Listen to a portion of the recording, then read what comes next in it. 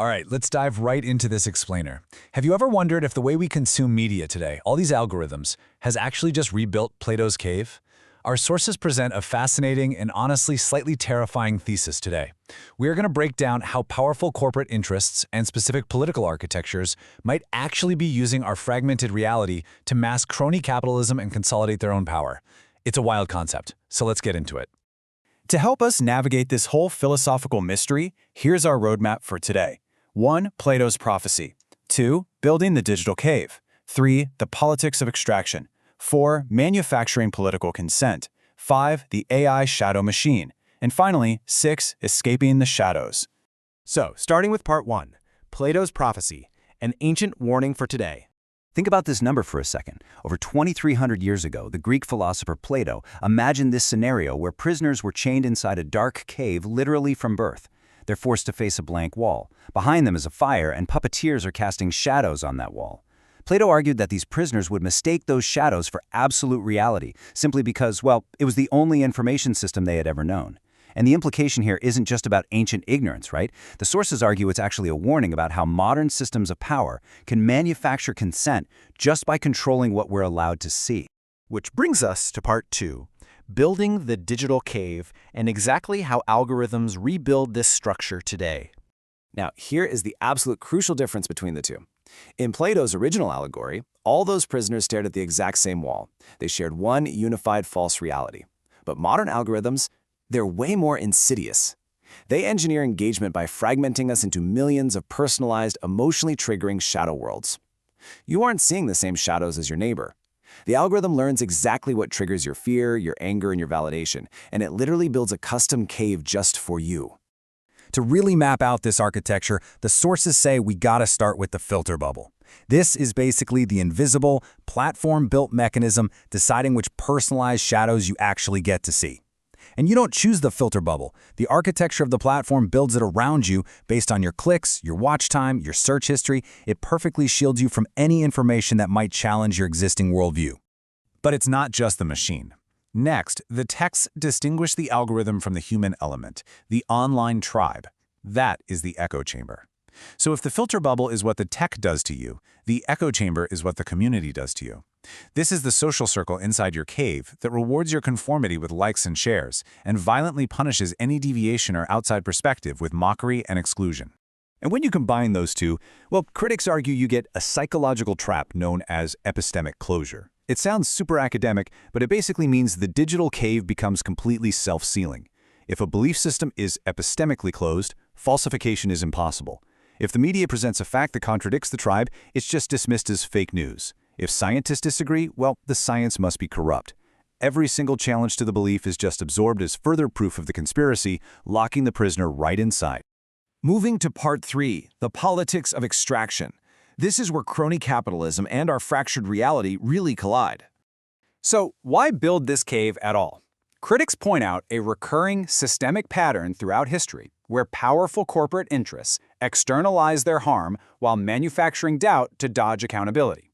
I mean, look at this timeline. In the 50s, tobacco companies denied the cancer link. In the 80s, oil companies buried the climate science they themselves funded. In the 90s, pharma marketed highly addictive opioids. And today, social media optimizes for outrage.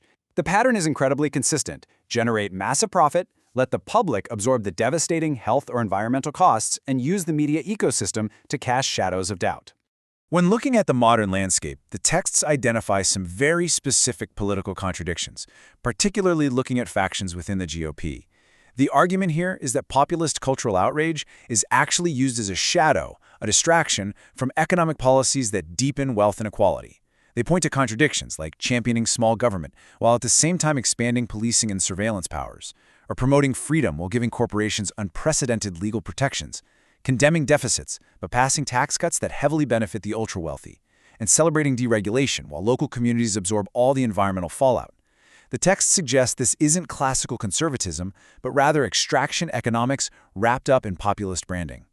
So why does this keep happening? Well, the economic incentives are just massive. As the sources neutrally detail, corporations essentially privatize the profits of these policies, while the public is stuck absorbing the devastating externalities. Whether it's communities absorbing pollution for regulatory waivers, or the public dealing with a completely fractured shared reality so platforms can maintain influence and ad revenue. The cave survives because the economic incentives keeping us distracted by those shadows are just too huge to ignore. All right, part 4, manufacturing political consent, the literal business of shaped perception.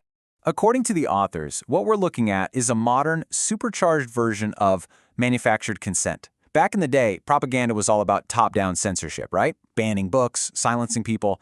But today, the modern propaganda machine doesn't need censorship at all. It relies on overwhelming saturation and micro-targeted emotional manipulation. It's all about tailoring the message to your specific psychological profile, so you actually believe you are forming your own independent opinions, when really, you're just executing a pre-written script. There's actually a step-by-step playbook to destroy shared facts. First, you flood the public sphere with non-stop outrage. Second, take incredibly complex policy issues and reduce them entirely to a simple matter of tribal identity. Third, fragment the epistemic commons, which is just a fancy way of saying the baseline of shared facts we all need to have a functioning society. And finally, exploit the democratic instability that causes.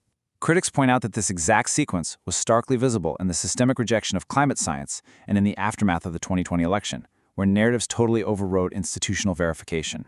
Which leads us to part 5, the AI shadow machine, the ultimate shadow projector. And this is where things get a bit terrifying. The sources mourn that artificial intelligence is the next rapid evolution of this cave. We're not just talking about helpful little chatbots here. We're talking about handing powerful institutions, corporate and political, the tools to shape human perception faster and more effectively than any empire in history. AI can generate convincing misinformation at an industrial scale, create deepfakes that are totally indistinguishable from reality, and automate propaganda campaigns that perfectly target your specific confirmation bias. AI essentially becomes the ultimate automated shadow projector. Finally, part 6, escaping the shadows, the philosopher's painful return. Look, finding your way out of this requires what the authors call immense epistemic courage. Take this quote by Noam Chomsky. It perfectly captures the essence of that challenge. Escaping the cave means tolerating ambiguity. It requires the courage to engage with truths that might actually threaten your own tribal belonging. It means looking at the algorithm, recognizing the manipulation for what it is, and being willing to be the philosopher who returns to the cave with an inconvenient truth, even if the whole tribe mocks you for it. But escaping this soft dystopia, it's not just an individual responsibility, it's a structural one. The texts argue we have to consciously rebuild our epistemic infrastructure. And that means supporting local journalism, public media, scientific education, basically institutions that are designed to value objective truth way over algorithmic engagement metrics. So we're going to leave you with this final, fairly provocative thought to challenge your own media habits. Remember, the prisoners in Plato's cave weren't forced to defend the shadows. Eventually, they just learned to love them. So as you process this explainer, ask yourself, are you describing the cave right now, or are you still inside it?